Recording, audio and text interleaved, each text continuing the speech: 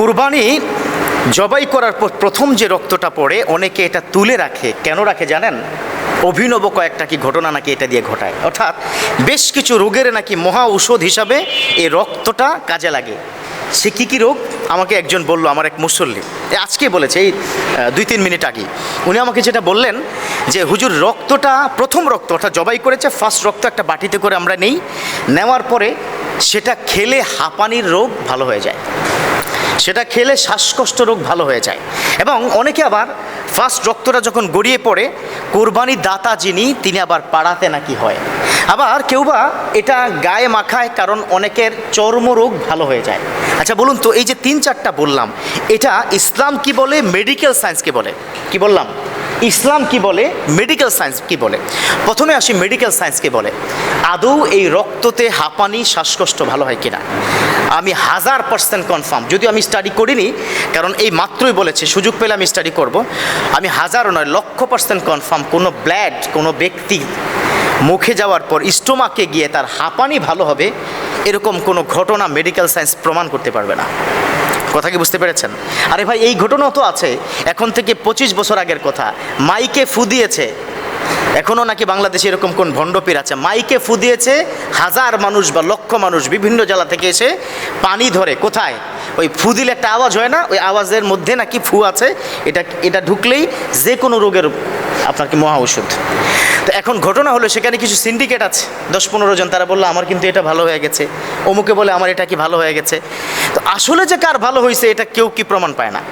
এরকম হুজুগে বাঙালি আমরা। এখন রক্ত খেলে ক্ষতির দিকটাই কি বেশি, কারণ ব্লাডের মধ্যে বিভিন্ন টাইপের আপনার অণু পরমাণু, সেখানে লৌহ কণিকা থেকে শুরু করে অনেক কিছু আছে।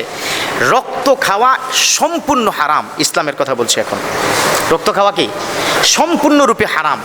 কোনো ব্যক্তি, ইভেন অনেক ওলামায়ে কেরাম, বিখ্যাত আইম্মা এজাম, তারা কি বলেছেন, যেই কারণটিতে বডিতে বিভিন্ন গোস্তের কোষে কোষে রক্ত পৌঁছে যায় সেটা হচ্ছে হলকর্কমের মধ্যে একটা আঘাত। এই আঘাত হানার পরে মেডিকেল সায়েন্সকে প্রমাণ করেছে এটা ব্রেনে যায়। এই ব্রেনে একটা আঘাত হানার কারণে পুরো রক্তটা ভিতরে জমাট বেঁধে যায়। আপনি দেখবেন বিভিন্ন হোটেলে গোস্ত কিন্তু একটু লাল কালারের হয় না? একটু লাল। তা আমাদেরকে বাসার গোস্ত কি লাল হয় না কেন? বিরিয়ানির গোস্ত এত লাল কেন হয়? এর মৌলিক কারণ হচ্ছে তারা ওই কাজটি করে, যার কারণে কোষের ভিতরে রক্ত ঢুকে যায়। মেডিকেল সায়েন্স বলেছে কোষের মধ্যে রক্ত জমাট বাঁধা যে গোস্ত, এটা ক্যান্সারের ভয়াবহ ক্ষতির, অর্থাৎ 90% মানুষের ক্যান্সার হবে যদি অ্যাকর্ডিং টু সেটা খেতেই থাকে। তাহলে কি পেলাম? আমার মুসল্লি যে বলেছিল হাঁপানি শ্বাসকষ্ট এগুলো ভালো হয়ে যায়, এটা 100% কাকতালীয় ঘটনা। আপনি খেয়েছেন কলা, কিন্তু আপনার কি বডির মধ্যে ছিল ক্যান্সার, ভালো হয়ে গেছে। এখন এক ব্যক্তি যখন বলল যে আমি কলা খেয়েছি, ক্যান্সার কি ভালো হয়েছে, চম্পা কলা খেয়েছি। তো কোন জায়গার চম্পা কলা? ওই বাড়িতে ওই গ্যাসের চম্পা কলা। আজীব ঘটনা, সেখানে তার ভালো হয়ে গেছে। এখন পরবর্তীতে ওই চম্পা কলার গাছকে কাটা হলো, কাটার পরে সেখানে নিচে গর্তের মধ্যে গিয়ে দেখা গেল যে 3টা সাপের ঘর এটা। এখন এই সাপ যখন সবল দেয়, এই বডিটার এই রক্তটা, এই ব্ল্যাকটা, এই রক্তটা, এই লালাটা আপনার গাছ হয়ে কলার মধ্যে কি ঢুকেছে, ওই কলার মধ্যে একটা প্রক্রিয়াজাত হতে হতে ক্যান্সারের ওষুধ হয়ে গেছে কলাটাই। এটা কাকতালীয় ঘটনা। এই রক্ত খেলে আপনার এগুলো ভালো হবে, খবরদার। রক্ত খাওয়া যাবে না, রক্ত গায়ে মাখা যাবে না। রক্ত গায়ে মাখা, বিভিন্ন জায়গায় পায়ে মাখা, পা দিয়ে এটাকে পারানো 100% বেদাত। কুল্লু বেদাতিন দলালা, কুল্লু দলালাতিন ইলান নার। প্রত্যেকটা বেদাত হচ্ছে পথভ্রষ্টতা, আর পথভ্রষ্টতা জাহান্নাম পর্যন্ত পৌঁছে দেয়। অতএব কি রক্ত কি খাওয়া যাবে? এটা বিশ্বাস করা যাবে?